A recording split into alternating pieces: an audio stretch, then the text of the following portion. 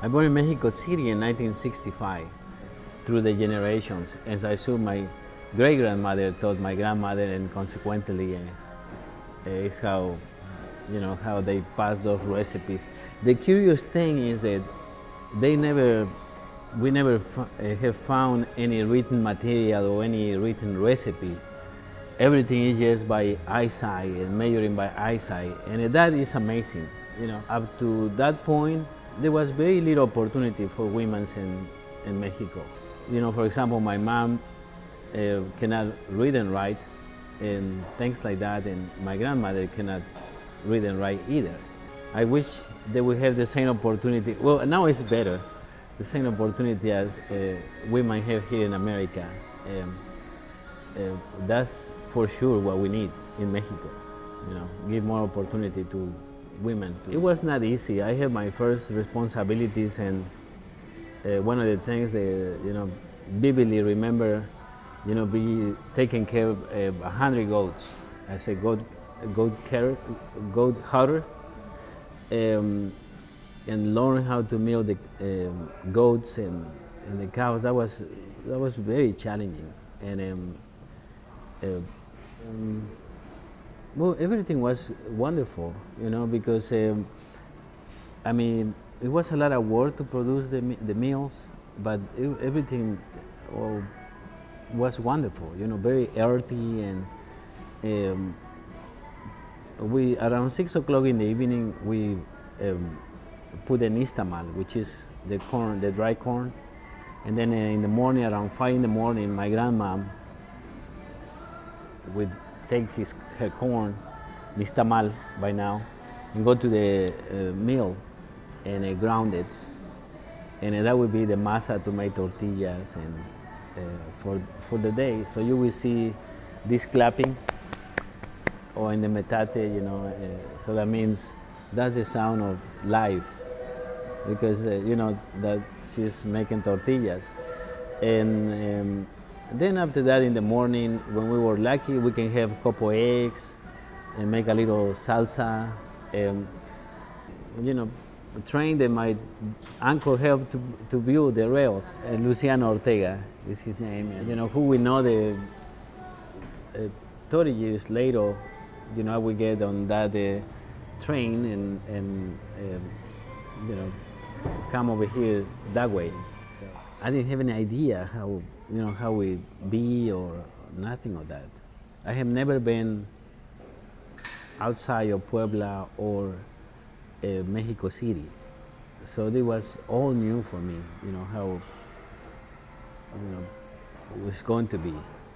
So every single town, when we were driving on the bus, every single town was different and new to me. So it's a complete new experience. And that was, do you remember what year that was and how old you were? I don't yeah, I think I was around 16, 17, so that would be 81 to 82, I think. This city was like a ghost town. You would see this building, or buildings of this type, they were all completely empty. And so that was a culture shock. The city today, my God, is beautiful. You will see townhouses everywhere, and it was pretty difficult those days. It was pretty difficult. Always time, I remember walking over here and looking for work, and it was bad. It was bad. But today, it's great. There is two ways to, make progress in this industry. One is to go to the culinary school. The other is to be a busboy and then learn the language, enroll yourself in college, and become a server. And once you are a server, you may put decent money, and you can. Today, many young people do it that way. Oh, for me, Yeah. well, I didn't speak English, Right. and that was one of the things, and the cooking came more natural to me. When I got to Backstreet, that was the first experience that I truly have.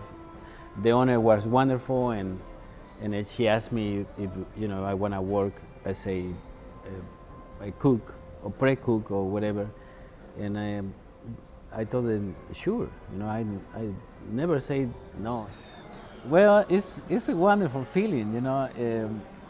It's I have write so many recipes, most of them in Spanish, some in English.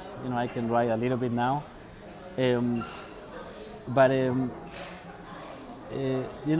for years I have tried to do this. Had a cookbook, more or less, to dedicate this to my mom and all the wonderful cooks from Mexico.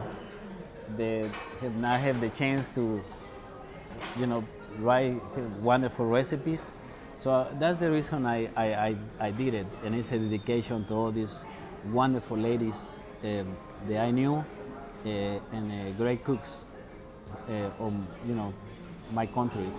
The format of the cookbook is a family style type recipes, and you name it. We have from gumbo to marinade squash, duck that we have done there for years, some tortilla soup, bichisua, etouffee that we did there, and then many salads. Baxter is well known for these salads that we have served for years. They're so unique. I didn't feel any guilt of not calling the book, La Comida de Mexico, or the street food of Mexico, because it's the best you can eat, and at the best price. It's those kind of things. It's unbelievable. Yeah, I would like to thank this great city for the opportunity they have given me. I want all the immigrants to come to this great country to enjoy it and respect it, because it's full of opportunity, full of opportunities. Thank you.